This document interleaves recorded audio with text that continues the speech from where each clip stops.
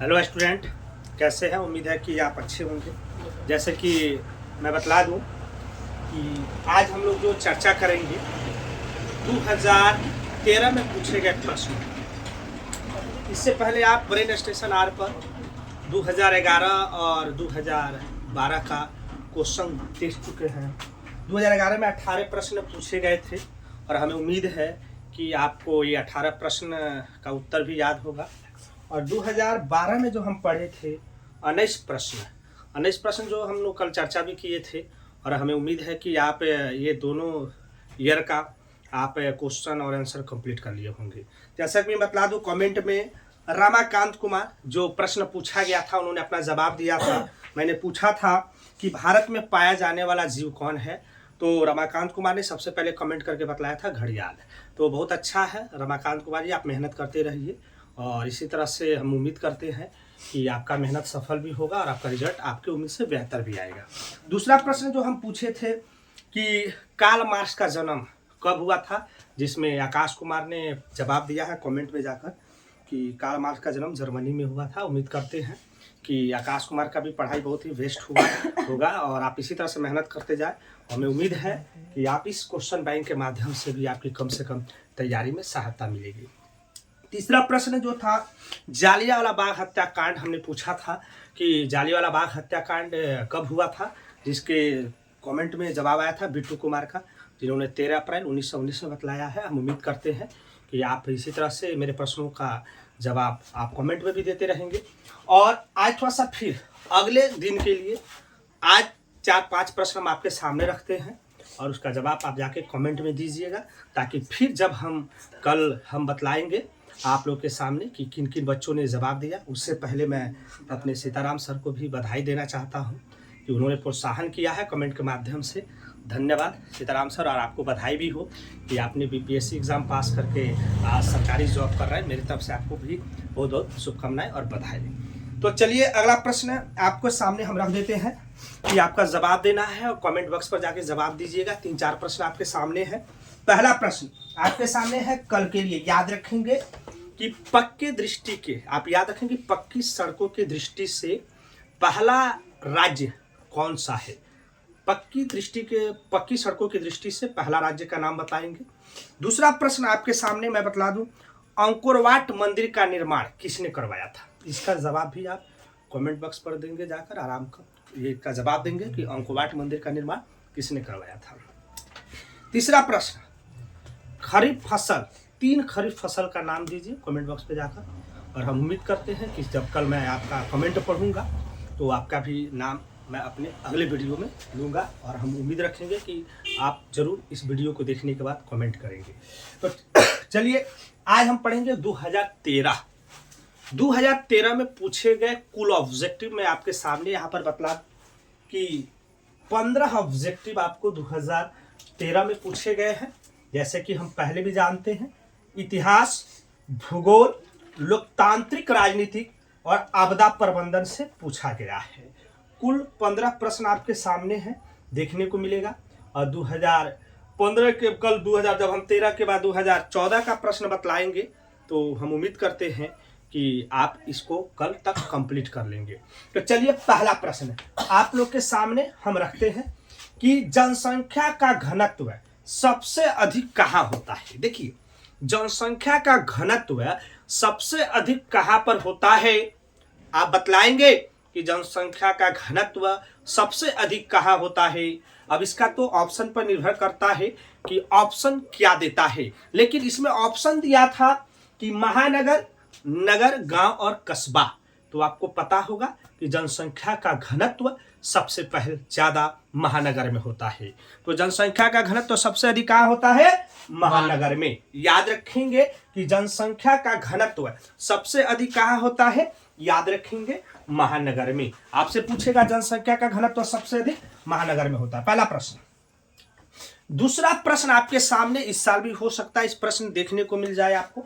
दूसरा प्रश्न था गिरमिटिया मजदूर बिहार के किस क्षेत्र से भेजे जाते थे, बताइए। तो गिरमिटिया जो मजदूर थे वो बिहार के किस क्षेत्र से भेजे जाते थे, तो पश्चिमी क्षेत्र से। किस क्षेत्र से भेजे जाते थे, पश्चिमी क्षेत्र से। याद रखेंगे गिरमिटिया मजदूर जो है बिहार के किस क्षेत्र से भेजे जाते थे? गिरमिट या मजदूर से भेजे जाते थे, सॉरी पश्चिमी क्षेत्र से भेजे जाते थे। तीसरा प्रश्न खाली स्थान से, जैसे कि हम बार बार बताते हैं, पहले खाली स्थान भी भरने के लिए देता था, खाली स्थान भरना पड़ता था जो 1 नंबर का होता था। तो देखेंगे खाली स्थान में क्या पूछता है, सन डैश डैश, यानी खाली स्थान में मजदूर संघ अधिनियम कब पारित हुआ। यानी आपको बतलाना है कि मजदूर संघ अधिनियम किस सन में पारित किया गया था। मजदूर संघ अधिनियम किस सन में पारित किया गया था? तो याद रखेंगे 1926 ईस्वी में। 1926 ईस्वी में याद रखेंगे आप कि मजदूर संघ अधिनियम पारित किया गया था। अगला प्रश्न, हंगरी की राजधानी कहाँ है? हंगरी की राजधानी ये तो 2-3 बार पूछ चुका है। अब तो आगे जब पढ़ेंगे तो आपको रिपीट भी हो जाएगा कि कौन कौन से प्रश्न आगे, जैसे जैसे आपके प्रश्न बढ़ते जाएंगे ये सारे के सारे ऑब्जेक्टिव रिपीट होते जाएंगे। तो आप पढ़ेंगे कि हंगरी की राजधानी जो है वो कहाँ है? बुडापेस्ट में है। कहाँ है? बुडापेस्ट में है। हंगरी की राजधानी कहाँ है? बुडापेस्ट। बहुत ही बढ़िया मृत्युंजय, हंगरी की राजधानी कहाँ है? बुडापेस्ट में। बहुत बढ़िया। इसी तरह से जवाब देते रहिए, रेगुलर हो गए हैं। बहुत हमको खुशी हो रही है कि बचे हुए 3 महीना कम से कम आपके अंदर जोश जुनून है और आपके अंदर भी होना चाहिए कि ये 3 महीना में कर लो रिजल्ट मुट्ठी में। देखिए सच में आप कर लेंगे रिजल्ट मुट्ठी में। ब्रेन स्टेशन आज से इसी तरह से जुड़े रहेंगे, एक एक प्रश्न आपको देखने को मिलेगा। 6ठा नंबर प्रश्न याद रखेंगे, ये भूगोल से प्रश्न है। 6ठा नंबर प्रश्न है, भूगोल से प्रश्न है कि काली मिट्टी का दूसरा नाम क्या है या स्थानीय नाम क्या है? पूछ सकता है काली मिट्टी का दूसरा नाम क्या है या स्थानीय नाम भी पूछ सकता है। तो क्या नाम है? रेगुर मृदा। क्या नाम है? रेगुर मृदा। बहुत बढ़िया बिट्टू कुमार, रेगुर मृदा याद कर लिए है, अच्छा लगा। इसी तरह से याद करते रहेंगे। तो काली मृदा का दूसरा नाम क्या है? रेगुर मृदा, याद रखेंगे। अगला प्रश्न देखिए, ये तो प्रश्न आप घूमे भी होंगे और देखे भी होंगे कि संजय गांधी उद्यान किस नगर में स्थित है? बताइए तो। संजय यहाँ पर दिया है गांधी उद्यान किस नगर में स्थित है? ये चिड़िया खाना ना है, पटना में है। कहाँ है? पटना में है। याद रखिएगा, जब आप रिजल्ट पास कर जाइएगा आपको पैसे मिल जाएंगे। ये जगह जाके जरूर घूम लीजिएगा, ठीक है। बहुत अच्छा जगह है, देखने योग्य जगह है। अभी का समय पढ़ने योग्य है, घूमने योग्य नहीं है। जब आप बेहतर रिजल्ट ला दीजिएगा तो घूमने जाइएगा।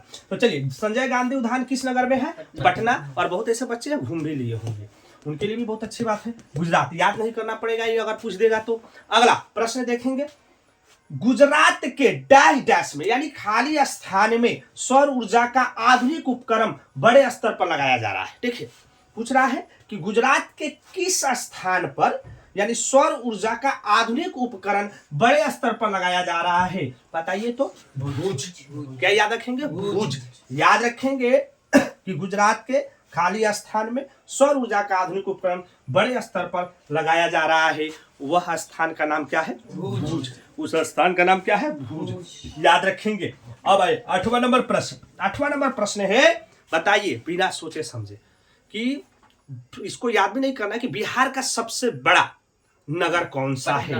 देखिए बिहार का सबसे बड़ा नगर, वाह रेशमा कुमारी, देखिए ये तो प्रश्न का जवाब दे दिए, बहुत ही बढ़िया। पटना है। पटना आप पढ़ेंगे कि बिहार का सबसे बड़ा महानगर है और नगर है, याद रखेंगे पटना। 10 नंबर प्रश्न, 10 नंबर जो प्रश्न है, तल चिन्ह की सहायता से किसी स्थान विशेष की मापी गई ऊंचाई को क्या कहते हैं? कौन सी ऊंचाई कहा जाता है? तो उसको कहा जाता है स्थानिक ऊंचाई। क्या कहा जाता है? स्थानिक ऊंचाई। देखिए स्थानिक ऊंचाई का मतलब होता है कि तल चिन्ह की सहायता से किसी स्थान विशेष की मापी गई ऊंचाई को कहते हैं, क्या कहते हैं? स्थानिक ऊंचाई कहते हैं। यह भी प्रश्न पूछा जा चुका है। अब आइए लोकतांत्रिक भारत से, यानी लोकतांत्रिक राजनीतिक से। लोकतांत्रिक राजनीति में आपका पहला प्रश्न आप पढ़िएगा, आप जाके तो दिया, कौन लोकतंत्र के विरोधी नहीं थे? ये तो ऑप्शन पर भी निर्भर करता है, लेकिन जेड गुड्डी याद रखेंगे, जिनका नाम क्या था? जेड गुड्डी। नाम क्या था? जेड गुड्डी। जेड गुड्डी का प्रश्न यहाँ पर पूछा है कि ये लोकतंत्र के विरोधी नहीं थे, याद रखेंगे। ये क्या है? लोकतंत्र के विरोधी नहीं थे। 11 नंबर प्रश्न, 11 नंबर प्रश्न आपसे पूछता है, संघ सरकार का उदाहरण है। देखिए संघ सरकार का उदाहरण जो है वह अमेरिका है। वह कौन है? अमेरिका है। संघ सरकार का यहाँ पर पूछेगा कि संघ सरकार का उदाहरण है, याद रखिएगा, संघ सरकार का उदाहरण कौन है? अमेरिका। कौन है? अमेरिका। याद रखिए और इसको याद करते रहिए अगर नहीं याद है। पूछेगा कौन बीमारू राज्य नहीं है। देखिए ये तो ऑप्शन से बनेगा, कौन बीमारू राज्य नहीं है।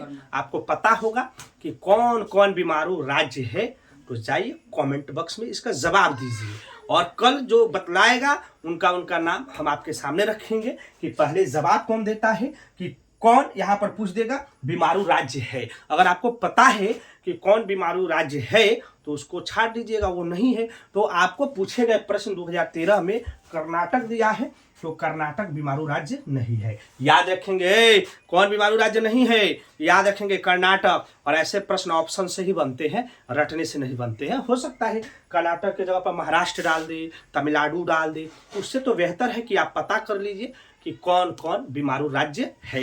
बिहार है कि नहीं, यस और नो में जवाब देंगे।